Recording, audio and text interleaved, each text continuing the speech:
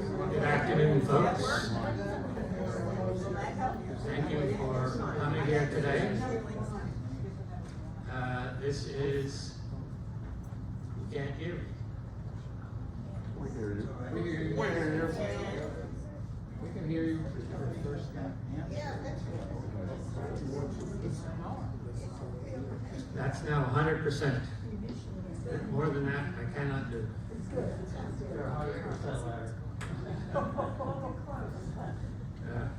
I'm one of the 98%, I'm afraid, actually.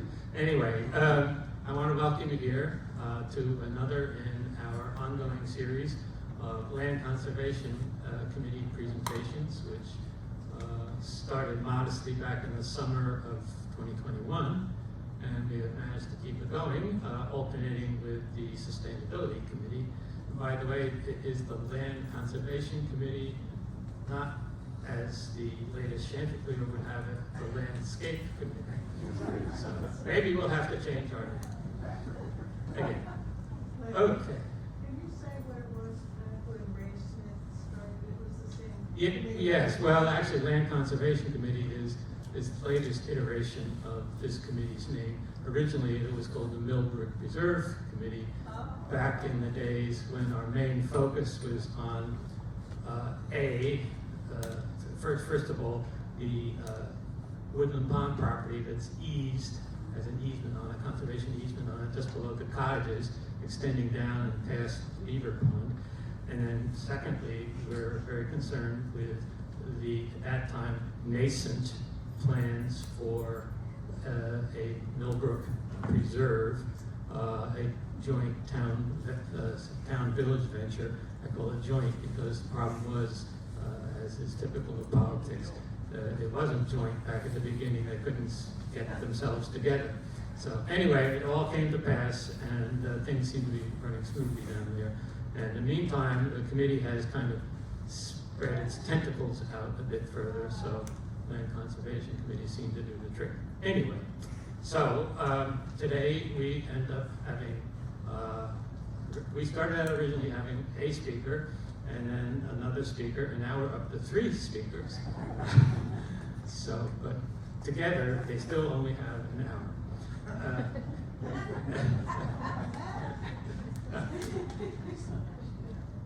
Did that cackle bode well or no? She has her timer set. Oh, okay, thank you. This ain't the kitchen, lady. Okay. Our speakers, certainly the first 2 that I will introduce, have deep roots in the Gunks. John Hayes summered here with his family in the 50s and 60s and explored the land in the area from a very early age. He moved to and has lived in the Gunks since the 1990s, and he does a lot of hiking and photographing in this area. And as a result, he feels a responsibility to protect this environment. He's been a member of Friends of the Shawangunks, or I'm going to refer to it as FOS, I hope that doesn't annoy anyone, for over 20 years. And his strong hope is to continue his engagement with this organization and do all that he can to keep the cherished landscape of the Gunks safeguarded for future generations. He has served as president of Friends since 2016. Barbara Rubin, who is, by the way, a resident of Woodland Pond, was introduced to the Gunks to the guy who became her husband, Bob Larson, who began a long career with Mohawk Preserve. In 1965, they bought a small house in the Clove, which, for those of you unfamiliar with the area, that's the next small valley immediately to the west or to the other side of the ridge that services our view. Friends of the Gunks, FOS, traces its origins to 1963, but it was inactive for a few years thereafter.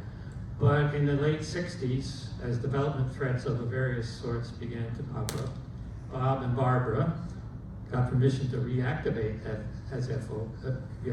FOS and turn it into a true advocacy organization.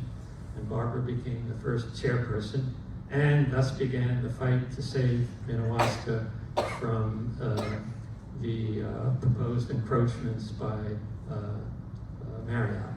and it became instead a state park. So she eventually stepped down from the board, but you can run, but you can't hide. She's now back on the board.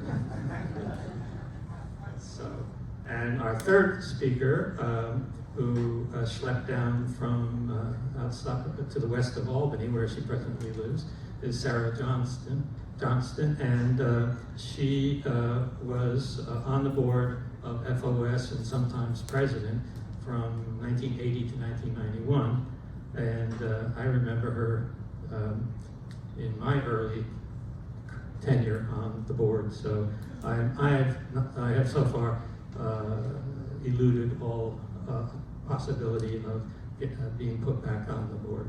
Anyway, Sarah was much involved in the fight to save Minnewaska and to save the ridge from a proposed wind farm.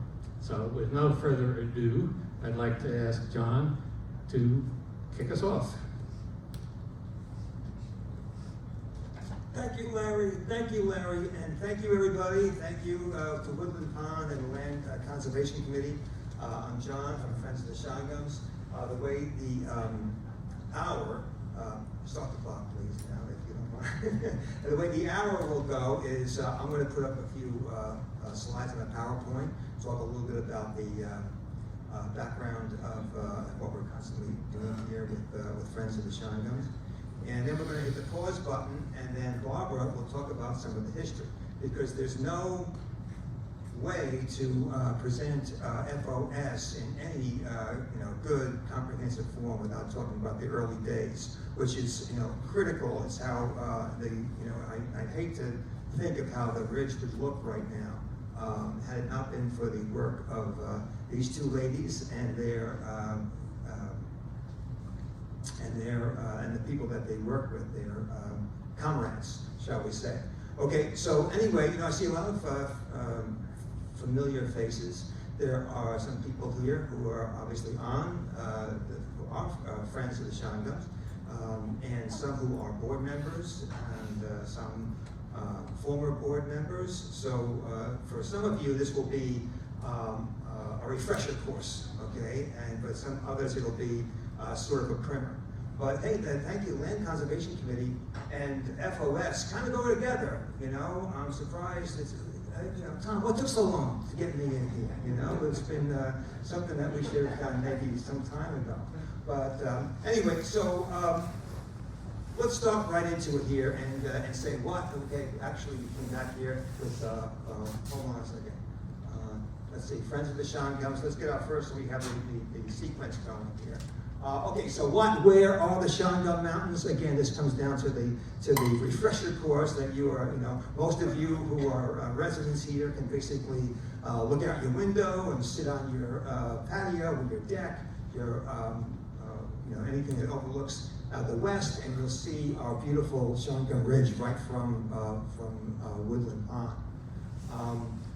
Or you can walk down to New Paltz Flats, the Carmel Alberta Bridge and the Wallkill River, and you get a closer up view. And I just like this picture, so anyway, I could shoehorn this one in. I decided to put that into the presentation. But there is our beautiful Shawangun Ridge. Okay, and once again, I think it'd be a good idea just to give a little background in terms of the area. The Shawangun Ridge, as they usually say, you are here, and this is your New Paltz. This is the northern end in Rosendale, where the Shawangunks sort of end. They go all the way down. I mean, I had to put the map basically of the northern Shawangunks that we talk about so often, but of course, FOS also works with the southern Shawangunks. 52 is sort of like that dividing line between the north and south. There's Cragsmore and Ellenville. Here's Route 17, and then you would have Pashakill and so forth coming down. The Shawangunks does come down down to Port Jervis, continues down through New Jersey, where it becomes the Kittatilly Mountains down here. Okay, but for the sake of our discussion, we're mostly going to be talking about the northern Shawangunks. I like this map because this really shows you really one of the benefits for living around here, okay? This is the ridge, obviously, and again, Rosendale up here, Cragsmoor here, and there's a lot of protected land. So this map was made for me by Ed Pestone up at Mohawk. He's the map maker up there, and he was able to put in, unfortunately, very slight variations of green here. But as you can see, obviously the major parks, Minnewaska, Mohawk, and also open space, Shawangunks Conservancy, Mohawk Mountain House, and all of the lands that are protected. It's one of the benefits of living here in the Shawangunks area. Okay, so what is FOS? Let's get right down to it, and we can look at FOS, you know, the short version. Just go and look at our mission statement. Okay, FOS is, along with our land trust, the Shawangunks Conservancy, more on that in a minute, is dedicated to protecting the Shawangunks Mountains of New York from adverse environmental impacts, full stop. That is the short mission statement that kind of says it all right there. Okay, so then what is the Shawangunks Conservancy? The Shawangunks Conservancy is a land purchasing organization. It's a sister organization of FOS. Some would argue that FOS is a parent organization. Really doesn't matter for the sake of discussion. Shawangunks Conservancy, sister organization of FOS. So there are two organizations, same board of directors for each. And speaking of board of directors, here we are. This is our current board of directors, just about. Maybe a new person has joined, but the thing about the board of directors of Friends is it's all volunteer. Okay, the board of directors obviously makes the decisions of the direction of FOS. We meet bi-monthly. We also attend retreats, and we like to keep this is a partial listing, of course, but we like to keep the board fluid. We like to get new members in, and just to keep everything fresh. So it's not meant for someone to stay forever. The idea is to come and serve, perhaps move on, and have new, fresh blood coming all the time. Okay? And by the way, we're VIPs. We're VIPs, as in volunteers in protection. Okay, volunteers in protection. So the button I meant to hit there. Okay, so why have two groups, FOS, TSC? There's already too many TLAs nowadays, right? Three-letter abbreviations. So yeah, too many of those. Okay, so however, just suffice to say, FOS equals advocacy and TSC equals land acquisition. Okay, so who does FOS support and advocate for? Well, basically conservation groups in need, that are underrepresented.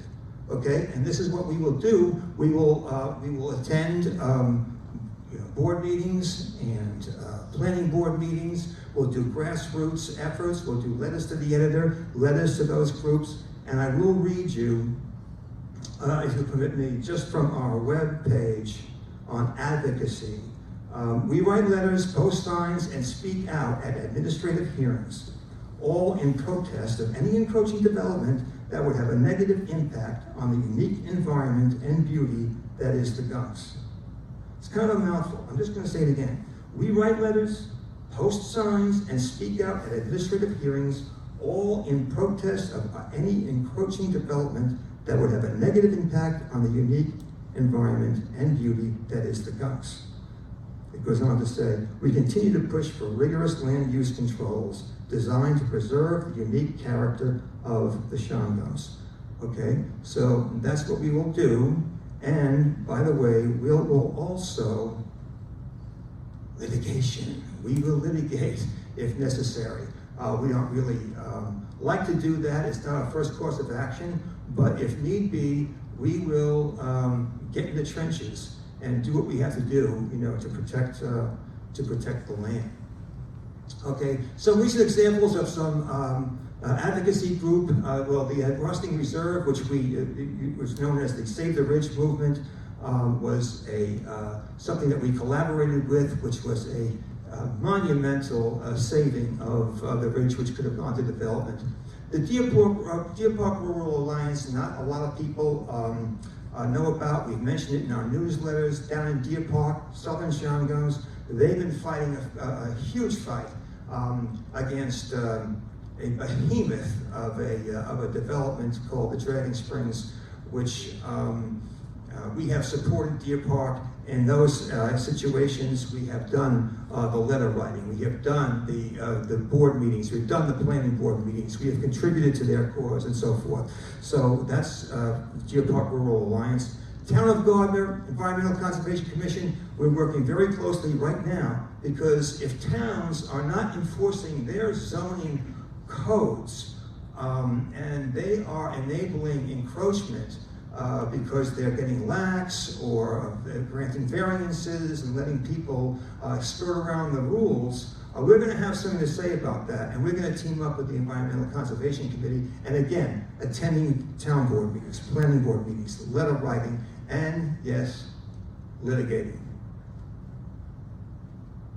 Okay, so now on to the TSC portion. What does TSC purchase? We're talking about Shawangunk Conservancy, right?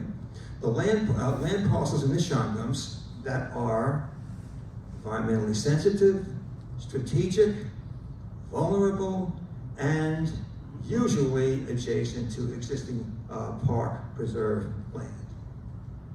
Okay, TSC does not usually hold on to parcels. Okay, we convey them. I guess is the key word. We convey them to other park preserves. For example, Mohonk Reserve and Minnewaska State Park. So the idea is not for us to purchase and hold on to land. We purchase it and then we will move it on one way or another so that the people can enjoy it. Okay, who do we partner with? Lots of different land conservation groups. These are the obvious ones. Open Space Institute, Minnewaska State Park, Mohonk Preserve, Boshik Area Association, Wallkill Valley Land Trust. These are all groups that we work closely with, so we just don't stand alone. Okay, now we are going to hit the pause button, okay, because we're going to talk a little bit about the history. And as I said before, the Shawangunks Bridge would look nothing without the efforts of the intrepid efforts of folks like Barbara Rubin and Sarah. So let's please, Barbara, please kind of come up and take us through the genesis of FOS with the Skyline Drive. I don't have to do anything, all right? Hold it close to your mouth. Okay. Right hand. You're licking an ice cream cup. Testing 1, 2, okay. Oh, that's good. My favorite is butterpecan.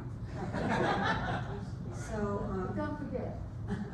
okay, don't forget, okay. Touch your chin. Yeah, so, all right, so, well, I'm just gonna hold this aside because I am wearing a vintage, this is a vintage Friends of the Shawangunks t-shirt. And I'm a bit vintage myself because, as was said, Bob and I bought a house up here in 1965.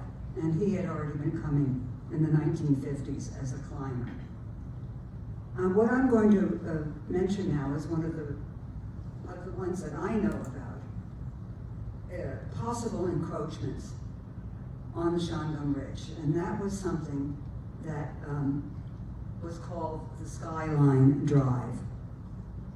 And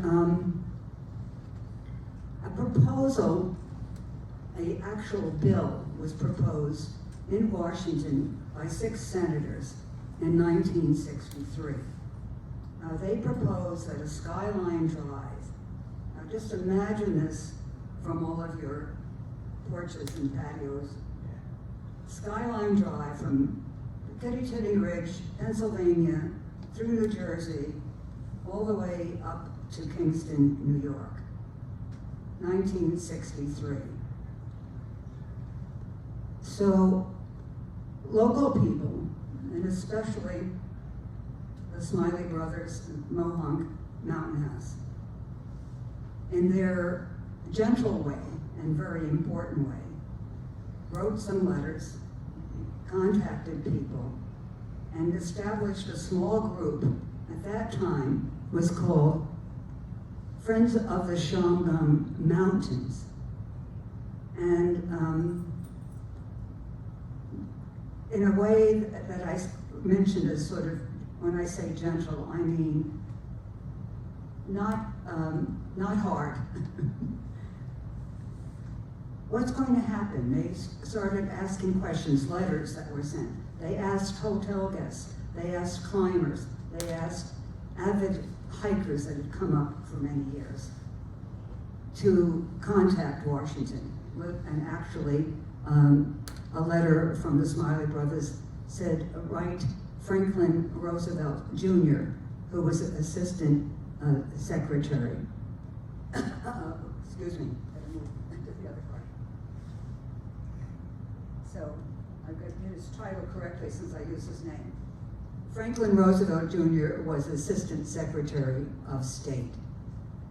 And with those letters that came in, and of course we don't know how many people did respond, but the Skyline Drive proposal was dropped. And FOS, Friends of the Shawangunks Mountains, went dormant. Years go by, but the hotel, Lake Minnewaska Mountain House, and its owners and its lands began to have serious financial problems. That's the other big hotel, Lake Minnewaska Hotel. In 1969, the Empire National Bank announced plans to foreclose on that hotel. 1974, Ken Phillips, owner, plans to demolish the hotel and build condos. 1975, foreclosure is filed. 1978, Cliff House burns. 1979, Marriott appears. It appears and presents a huge development. Big hotel, many condos, spas, barns for horses, really big. Locals, and a few others. Locals become concerned. Meanwhile, Phillips proposes more. 4455, going over the mountain. How would you like to see a Fort Awasting, a theme park, right now, where the Peterskill area of the hotel, the Peterskill area of the park is on the north side of 4455. So we could be having a Fort Awasting. And then right at the beginning, when you drive in the Clove Road, right past the West Park parking area, was going to be a development called Clove Estates. And that would have been many private houses. And that is being proposed at the same time that the whole Marriott thing is being proposed.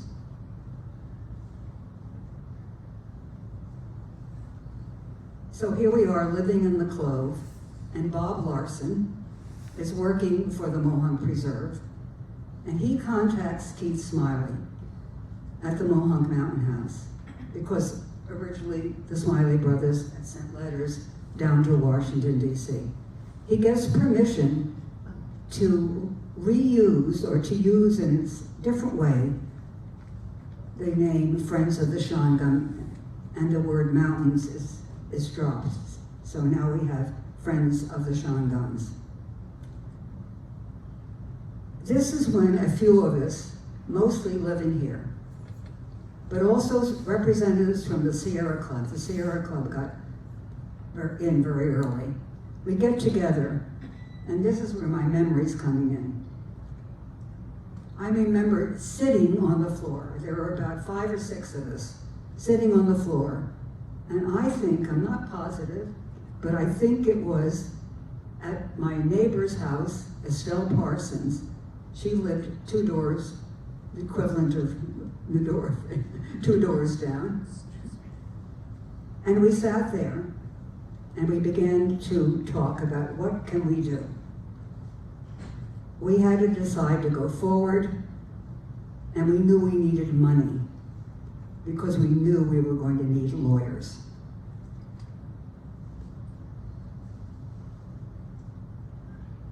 What happened then is, I love this word, advocacy. That's when Friends of the Shawangunks became a true advocacy group. And we developed appeal lists. We brought in experts, water, some of them paid for, but many of them pro bono. Experts for water, experts for geology, rare plants, all those things that the State Environmental Quality Review Board, SEQR, which is a very important ally for us, requires. And then we began, and we actually hired some lawyers. And just one little side, which is to me is a little amusing. Why did we get the address of Accord, New York? None of us lived there.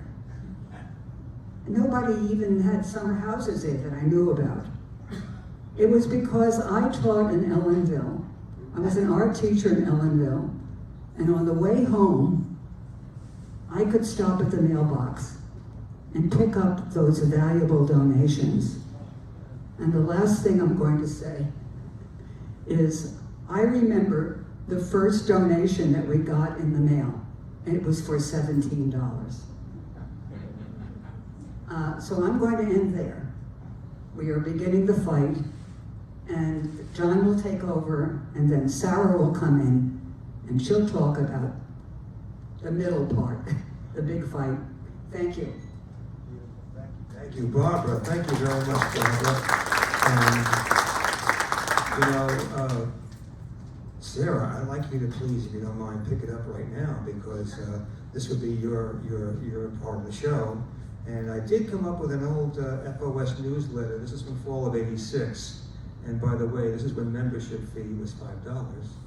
It has gone up, but not by much. $25, by the way. I had to put a plug in for membership of Friends of the Shawangunks. You could do that today if you wanted to. But She's chairperson. and she's chairperson. I beg your pardon, right up there as well. You can see Sarah Johnston, chairperson. So here you go.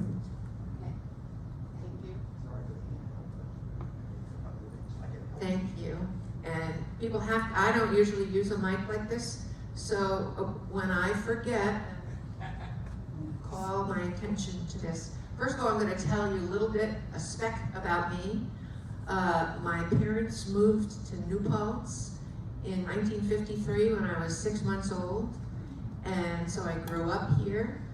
If you're driving up to Mohawk, and you get to that stop sign at the base of the hill and turn right, that's Canaan Road. I grew up at the end of Canaan Road, and so we were hiking up to Bontecu in the 1950s, and my mother was instructing us to stay away from the rattlesnakes and the copperheads, etc. And I've had the opportunity to both cross-country ski from Rosendale to Sands Point, as well as hike from Rosendale to Sands Point with a little cheating overnight, just beyond Minnewaska. Back in the old days, with someone named Patty Madison, actually. In any event, in the 1960s, I will mention 1969 as the date that the Palisades Interstate Park Commission first purchased 7,000 acres of Minnewaska State Park land. They did that because Ken Phillips Sr. had been in the newspaper for years, from something like 67 or 68, I don't remember, when his property went into bankruptcy court. You know what I have to do?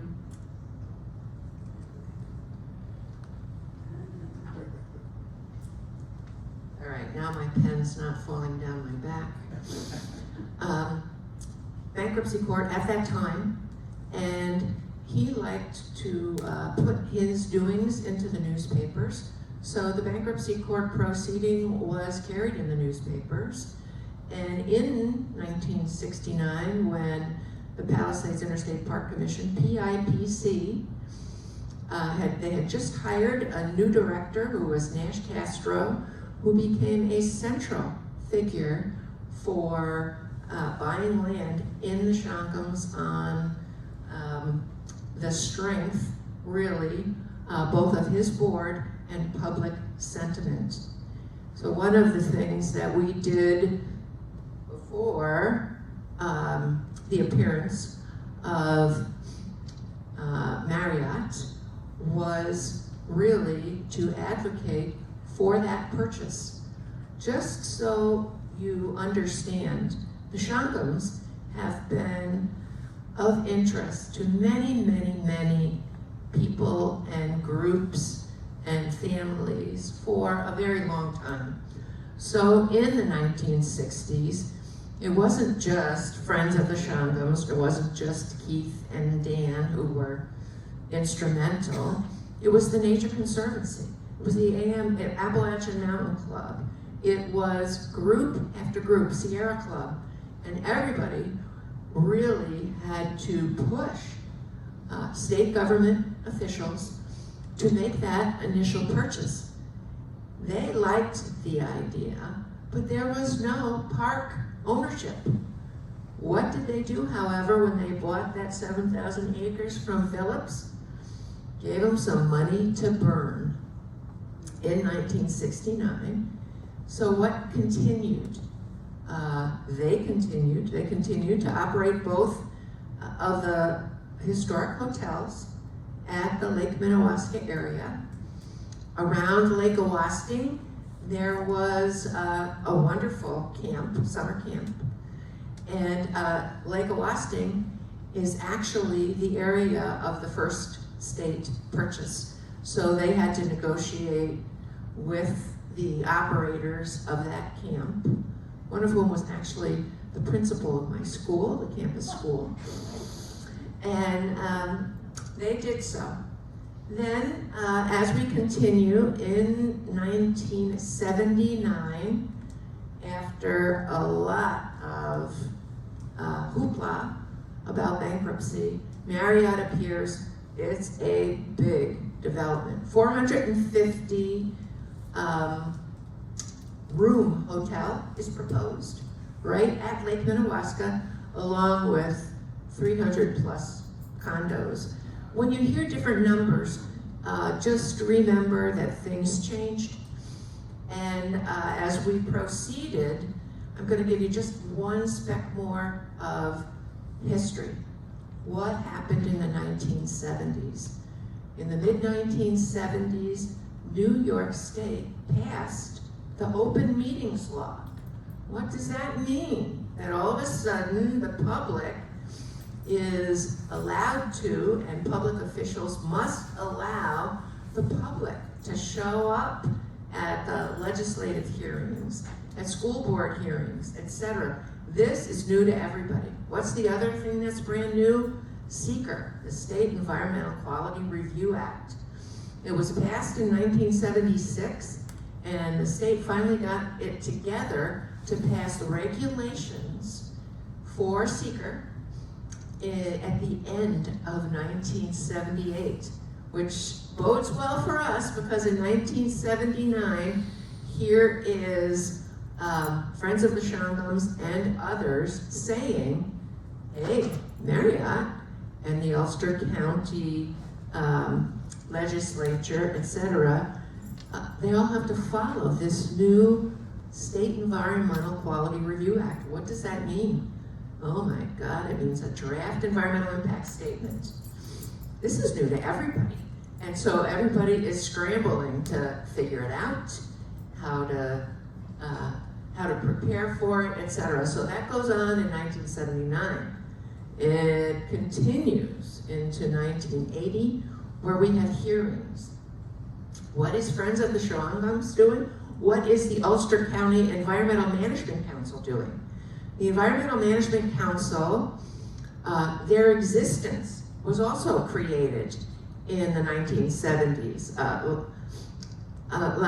John mentioned the Town of Gardner Environmental Conservation Commission. The ability for county legislatures and town governments to form these bodies was created in the mid-1970s, and they had created one for Ulster County, the Environmental Management Council.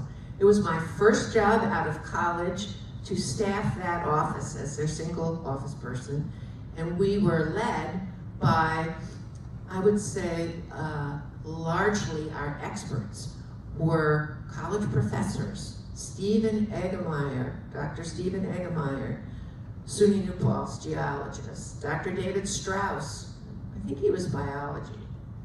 I can't quite remember, thank you, Paul, etc. Those people wrote detailed analyses of this huge proposal and sent them around, and Friends of the Shawangunks was writing newsletters, and one of our biggest functions at that time, in many ways, was letting people know what was going on and what various people thought of them.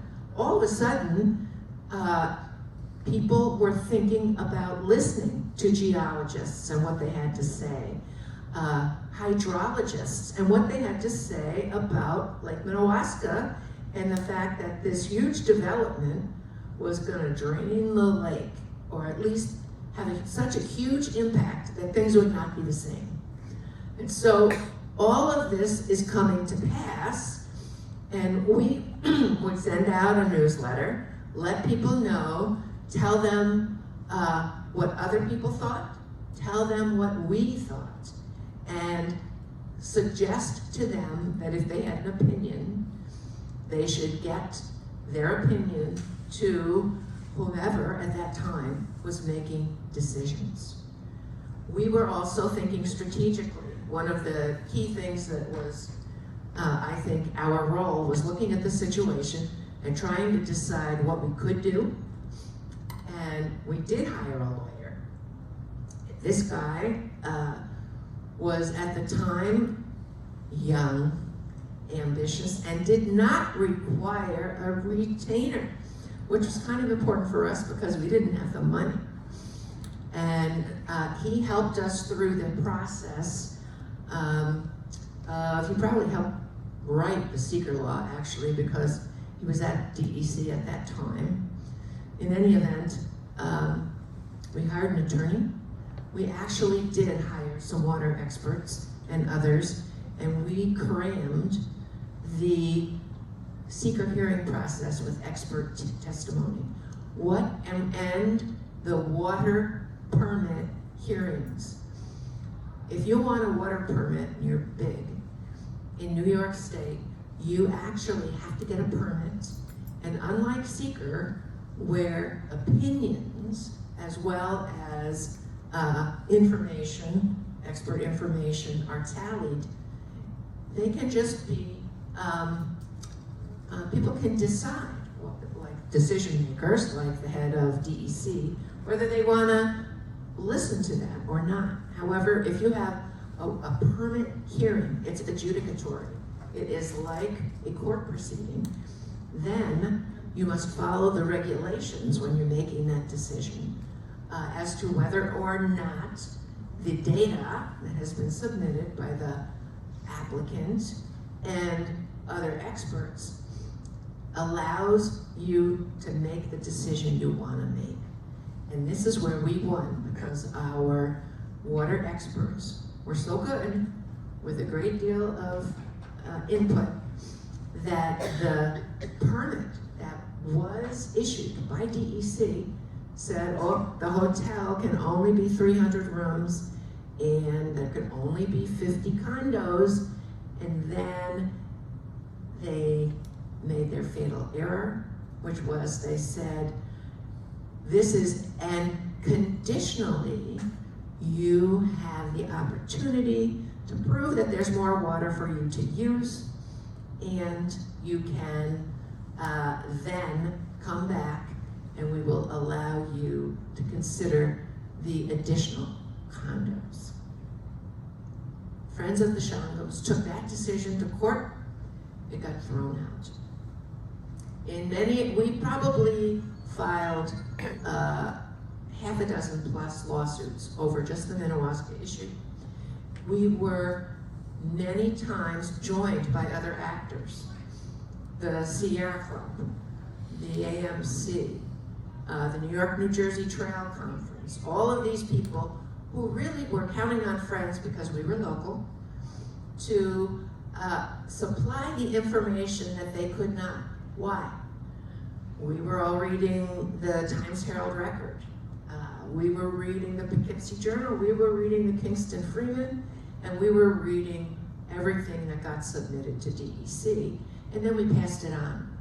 When I look at our March 84 newsletter and the 86 newsletter, I am touched by how we were advocates, but we were also informants. We were making sure that people far and wide got detailed information first, and then we said what we as board members, second, thought about it, and then third, we urged them themselves to be advocates, to have their opinions known. And while many, many other people and groups were interested in the Shawangunks, others, like the Ulster County Legislature, were hell-bent on development, Marriott, Minnewaska. Their rulings were now a little bit laughable. There was a vote for them to take the property, which was in bankruptcy, for back taxes themselves, and then lease it for $1 a year to Marriott. That's what they wanted. You know why? Because of the number of jobs that would be created, and because of the tax rolls. You know, the fact that there would be more taxes for them. They tax the operation, business taxes. It was controversial because in the 1960s, I believe, you can tell me when to stop. I forgot to put on my kitchen timer. I brought it up here, but I didn't turn it. Quick. Okay. So, what was I saying? Oh, things were so bad in New York State. There was a state law passed for 3 or 4 areas throughout the state that had resort associations. Ulster County was one of them that would allow entities such as Marriott to establish gambling in their associations. And one of the best votes around, uncovered through a FOIL request, Freedom of Information Law, also passed in the 70s, was that the New Paltz School Board had a separate deal with Marriott, which is, if they got in, then they would be able to share in gambling profits, the school board. So, you know, everybody had an opinion, and so one of our jobs was to explain to people the value of the natural area, what that means. You know, it's not just having a great time hiking, and what they could do in their roles as citizens to participate in its protection. Many other battles, I won't go into them. So I'm so happy that John is now president instead of myself, And here we go. Thank you, Sarah. Learning some things here today. I guess board members, they keep moving, and some of us are not as versed in the origins as we should be. So thank you for that. I mean, it's so critical to understanding the whole thing about Friends. It's not just what's happening now. However, I do want to end that portion with just another slide, and this, Barbara, you'll appreciate, because there was some celebratory vintage champagne. And if you'll notice, it was specially made. It's, you can say that for me, Barbara. I'm not so good with the French. No, I don't speak French. Okay, it's a Lake Minnewaska Brut. Okay, state bottled, PIPC contrôlé, Palace is in Parker, shipped for Le Conservateur Nature. 1987, a Friends of the Shawangunks selection. Okay, so that was the, I think you got. These bottles were given to like Nash Castro, to all the bigwigs, some of them on the other side, but we still gave them bottles. So you didn't consume them all, in other words. This is what we want, that's right. Okay, let's move quickly now because we want to just go through these other slides with regard to what's going on now. Fast forward, okay, the 1990s, the 2000s, many more acquisitions. You know, I like to say, you know, like looking at one of those earlier slides of the ridge, you look up, we all look up, whether from like, you know, say we're on 299 or Springtown Road or over on 209, you look up at this beautiful ridge and you think that it's all protected. And to some extent it is, but to a great extent it is not. There are still so many more parcels that can go up. And the Rock Hill Preserve, where we're calling now the Rock Hill Preserve, that is that from Monterey, if you look, say you're standing up at Cope's Lookout or Skytop for that matter, and you look west, on the other side of the Clove Valley is the Rock Hill Ridge. And there were very vulnerable parcels there that could possibly, something like the granite could have popped up there, you know, in the view shed of the ridge. So together with working with OSI and Bob Anderberg, and FOS managed to protect many parcels, and the fight is still going on there. The Austin Reserve saved the ridge, we know about that. The Joppenberg project, okay, which was a special fundraising effort. Joppenberg Mountain, which is right there by the trestle up in Rosendale. A lot of, this is a complicated one, lots of moving parts on that. But the end result was that Joppenberg was saved due to the efforts of Friends. Also, these Clove Valley acquisitions, the DeGraw parcel, there was something called the Rainey parcel. It was 50 acres that was acquired by the Mohawk Preserve. And FOS contributed to that. Many board members did very generous contributions to make that Rainey parcel happen. So here's some very recent things. Again, up on Rock Hill, right at the summit, the Brooks parcel, which we just added. Here's a picture of Brooks parcel. 10 acres, okay, right across from Cope's. Alder Lane, which is over in Rockhaven Road on more on the Minnewaska area, picked up 22 acres of very precious Shangung acreage over there. DeGraw parcel I just mentioned down in the Clove. Cross parcel a little bit not so recent, but picked up 20 acres on Rock Hill Road. And of course, the Shangung conglomerate. This was our most recent project that took place over the last 2 years, which is in the northern part of the preserve. Just at the very tip of Mohawk. We'll show you a map here. Okay, these are two maps of the conglomerate. Okay, this is about, I don't know, say about 3,000 feet or so. This little purple notch here, you can get some landmarks here. Here you are. You are here, Newport. Okay, here's the Mountain House, Lake Mohawk. Here's the Spring Farm Trailhead, okay, and this is obviously Mohawk Preserve land. And this little notch, so this area here is this area here, is about maybe from 1,000 feet up.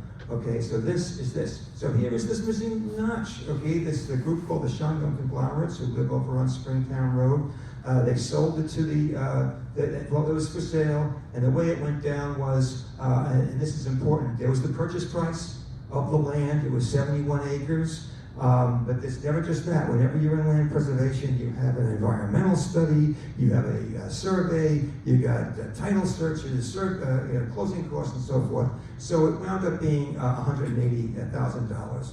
FOS was fundraising on that. Oops. FOS was fundraising, And through the generosity of the Clovitch Fund, of course I'm talking about Prill Smiley, she put a hook out there. She said, how can we get this sale, these contributions going? So we had been fundraising, and then it stalled a little bit. So she said, okay, if you can raise $5,000 from here, I'll match that. And if you can raise $10,000, I'll double match that. And if you can raise $15,000, I'll triple match that. So we did. We got the 15 together. Prill matched that with the Clovitch Fund of 45, which was 60. Add that to what we had been fundraising before, and we were well on our way to getting this project accomplished.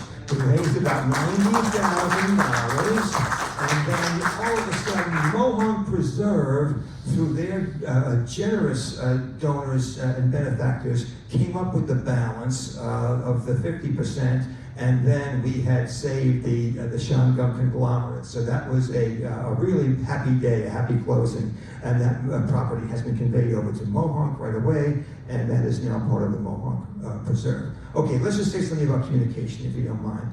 How do we communicate? How do we get our messaging out there? Well, we do have a website, and a nice hyperlink, which we had more time, I would click on to get you to our website. It's a nice website. It's under construction, as a matter of fact. It's going to be new and improved in the coming weeks. So Shawangunks, plural, shawangunks.org. Please check it out, and there are ways to donate and to become members just by clicking on the donate button there. Oops, going back this way. Okay, now the other major thing is the Shawangunks Watch. We have many issues, old and new, of the Shawangunks Watch. We have our latest issue, which we'd like you to please take home with you. Most conservation groups send out an e-blast these days with their newsletter attached. We always sent one in the mail because our membership likes that. They like getting it, they like reading it, and it adds a little more of a personal touch. This is what appears in your mailbox. And not for nothing, Jean Lerner, who is here, is our editor-in-chief of the Shawangunks Watch. So she is the one who puts this out with a lot of help. Okay, so what's in the Shawangunks Watch? Okay, well, we try and put some nice pretty covers on there from time to time. And we have lots of interesting stuff that pertains to the Shawangunks.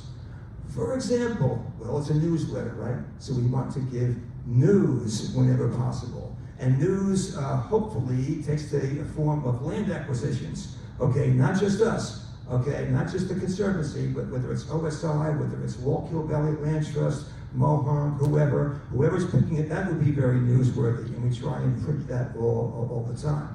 Also, we have wonderful essays and articles that have to do with the things that our members and readers like to learn about. They can be scientific, like a geology article. One of our board members, Alex Bartholomew, is one of the full professors of geology at SUNY New Paltz. He's on our board. He writes articles on geology and so forth. Or it could be cultural, okay? Like the climbing community, you always find articles about climbing. Or they could be historical, okay? Life in the Shawangunks and the surrounding hamlets, like in the old days. And for those of you who live on the other side of the ridge, this is Clove Chapel right here, okay, from back in the day. And one of our members wrote a beautiful article about life in the Clove back in the early days. This is the kind of things you'll find in the Shawangunks Watch. Also, of course, we're going to have maps and images and stuff that our readers like to see and read. That's as they would pertain to whatever's being written about. Okay, so here it is. Friends of the Shawangunks. Our job, seriously, is more important than ever. We don't have these huge crises right now of a Skyline Drive or of a Marriott development. However, what we have now could even be worse. We have encroachment like we've never had before. It's at an all-time high. In addition to that, the land is being loved to death, and so much more needs to be protected. And right now, we have a few projects that are in the works. We're always trying to pick up. And the thing is, with Friends and the Conservancy, we're small-ish, so we can pivot quickly. If we're working on some project and something else becomes available because of some circumstances, we want to be able to jump on that and pick up that parcel. So that's how we try and move. And as I like to say, you know, the earth needs to breathe.